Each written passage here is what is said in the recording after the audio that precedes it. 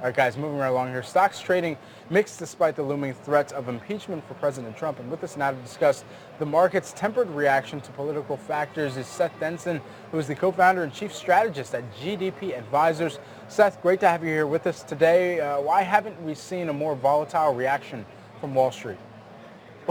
Well, listen, I think we'll see more of a reaction from Spider-Man than we will from politics these days because, listen, Nancy Pelosi is who she is, and President Trump is who he says he is. Regardless of a phone call, did anybody really think that we were having a stable conversation with foreign markets? I mean, here's the reality. These two, we are in a massively polarized political climate right now. I think investors recognize that. We're coming into an election season anyway.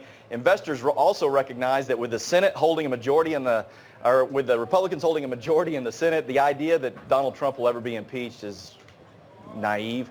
And so let's just keep doing what we're doing. I mean, if you look at what the stock market has done since the impeachment hearing, it just stayed flat. We actually had more movement when President Trump tweeted something about China in the moments thereafter than we did in the 2 days following the impeachment inquiry. In all honesty, Seth, I think, right, for any of us watching the markets, the China comment by the president did seem to sort of try to be a way to save what actually had been a trending lower market. I mean, in the S&P 500, we're down 4 out of the past 5 days.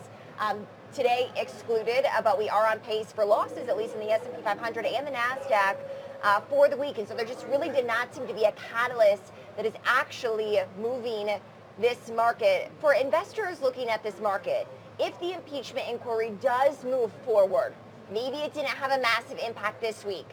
But what are investors bracing for and preparing for if it does have an impact going forward? Yeah, again, I don't think that it will, but I think the investors are going to look more as to what is the impact of an inquiry going to have on our ability to get a trade deal done with China.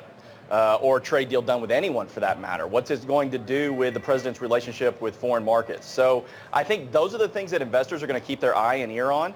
But as far as what's going on in the House of Representatives and the U.S. Senate and this inquiry and the structure, there's a time frame on this, too, that we have to keep in mind. I mean, the bell will ring and the alarm clock will be done probably somewhere around Christmas, if not before, for the House of Representatives to do anything meaningful before we get into election season, and then this all just kind of blows over.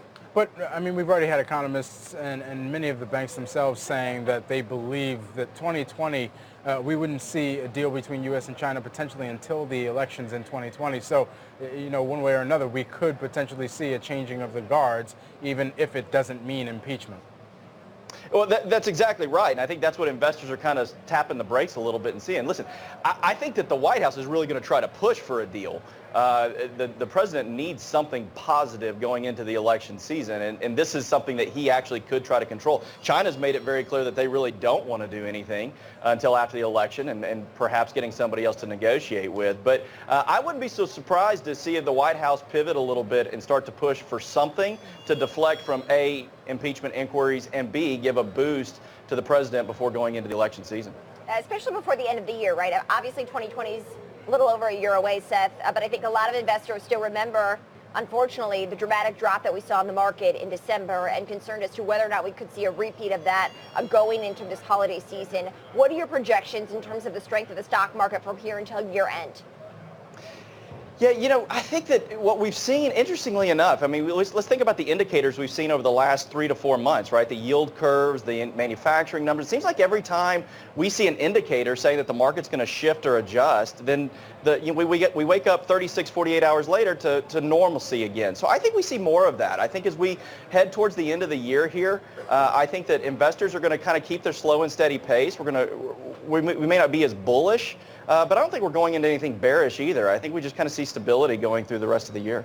And so right now, it doesn't seem like there's been a sector that's been hit quite as hard, in some cases, as semiconductors right now, at least in the tech conversation and sphere there. And we saw that through Micron earnings yesterday evening when they pointed out the fiscal year, the earnings that came in this year versus last year, starkly different, much lower this year. So when you think about who this is hitting hardest, whether it's semiconductors, whether it's some other sector, who has the most to gain as the result of a deal? Boy, this is definitely not an area where I would say that I'm an expert in saying who has the most to gain here. I think that those that are not as tied to what goes on in the Asian markets are probably more stable as we go through this. But beyond that, I don't know that I could comment. Anything else you're watching, Seth, in terms of the consumer numbers? I mean, consumer confidence is pretty strong today. Seems like the consumer is still in a good position, huh? It is, and I actually was on another show talking about this earlier this week. We saw a little bit of a drop in the consumer confidence numbers, but no surprise with most of the media outlets talking about the potential of recessions or a down market. You would think that the consumer confidence levels would drop, so I was pleased to see them kind of back up.